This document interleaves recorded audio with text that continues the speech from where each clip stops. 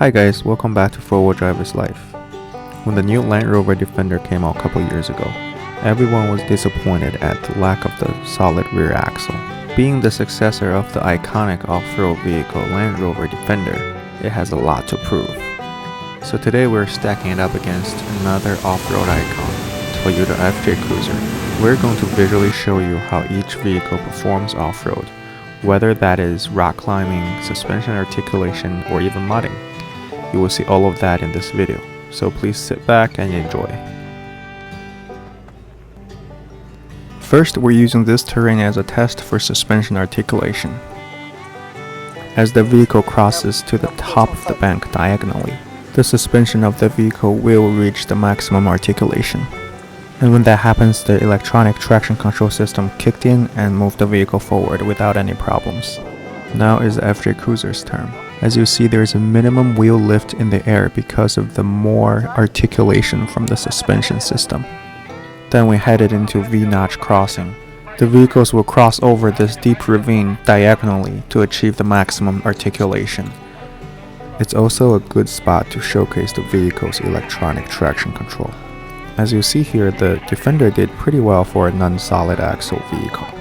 Even though it doesn't have a lot of suspension articulation, it still maintained a very good posture, and the very aggressive traction control system kept the wheels not spinning even though it's in the air. Also keep in mind that the Land Rover Defender is rolling on 275/55 R 20-inch tires, so there's much less sidewall compared to the FJ Cruiser. The last section of this V-notch crossing is an off-camber climb to climb out of this ditch. And as you can see here, the Land Rover Defender climbed up effortlessly because of the very aggressive traction control system. Now is the FJ Cruiser's turn to cross the ravine. It's on a 3-inch lift and 34-inch tires. Although it has more suspension articulation than the Land Rover Defender, the wheels are still lifted. To keep the comparison fair, we didn't turn on the rear locker for the FJ Cruiser, so it's comparable to the Land Rover Defender. Without a doubt, the larger sidewall of the tire is more superior for off-road usage. With a lot more ground clearance, the FJ Cruiser can just go right up that off-camber climb without having to worry about hitting anything. Alright, so we're finally getting into the fun part of this video, so please keep watching to really appreciate the off-road capability of the new Land Rover Defender. For those of you who have watched the previous videos from my channel, you know this is the Rolling Rock Hill, and it is the hardest one we've ever put the vehicles through. At this huge rock ledge, the traction control system of the Defender works really like a locker. They're doing a really good job to keep all the wheels rotating at the same speed. I was shocked that the Defender actually made it up that hill because it's a stock vehicle, and normally all the vehicles made up that hill was lifted and on bigger tires. Here is another angle of the same climb. I try to do different angles to show you how traction control works from both sides. As shown here, you can really tell the traction control on the Defender is very aggressive, so that it's controlling the rotation speed of each wheel individually, and it's not allowing excessive spinning of any wheels, which works essentially like a locker. Another great feature of the Defender is that it's on air suspension, so it can be lifted about 3 to 4 inches on demand, which is really handy when it comes to off-road. As you see here, the front driver tire is stuck behind a rock ledge. The tires on the Defender is 32-inch tall, so it's not big enough to be able to roll or climb up that. So we told him to stay on the passenger side a little more so that he can avoid that initial block. And then once he gained momentum right here, he can actually make it up with a very aggressive traction control system. Also, please note here the driver is steering left and right to help the traction control system hunt for traction, and finally gained enough traction to go up.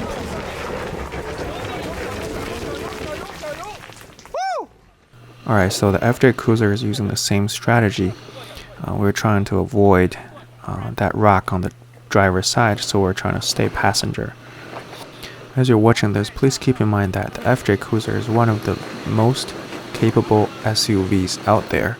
The 3-inch lift and almost 35-inch tires are making it even more capable, so trying to compare a stock Defender with the FJ Cruiser is somewhat not really fair, but the Defender is doing as good of a job as the FJ Cruiser, which is impressive. Here's a different angle of the same climb.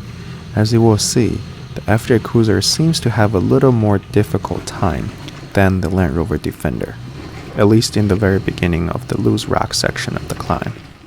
I'm going to say that this is due to the FJ Cruiser has a less aggressive traction control system.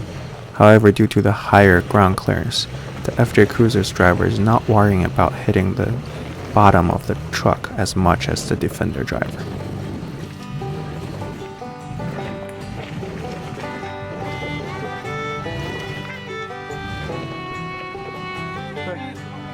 The FJ Cruiser also had slightly more of a problem because when the vehicle was turning right, the track kept correcting the front of the truck to the left, which is pulled right up against that rock, and not being able to climb that. After several failed attempts, we have to give it a little more beam to make it up that ledge initially. And as you see here, the FJ Cruiser finally made it up. However, it didn't make it up as easy as controlled as the Land Rover Defender. So which vehicle did better off-road? In my opinion, the FJ Cruiser is still the extreme off-road rig for me to pick. However, the Land Rover Defender really came a long way as a non-body-on-frame, non-solid axle vehicle. With its very aggressive four-wheel drive system, I believe it's a very good candidate for easy off-road trails.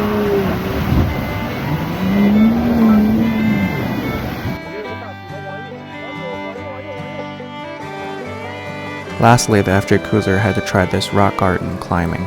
However, due to the lack of the ground clearance, it wasn't able to make it up. And the Land Rover Defender couldn't even try it because of just the sheer size of the rock is very intimidating and it will damage the truck. And here you see a bonus footage of the same day GX trying to climb up this hill. I'm gonna leave you to the outcome of it. I will have the full video of what happened to the GX edited and posted here, so please subscribe and stay tuned if you're interested. Alright, that's it for the comparison. Please comment below of which vehicle did better off-road. Is it the FJ Cruiser or is it the Land Rover Defender?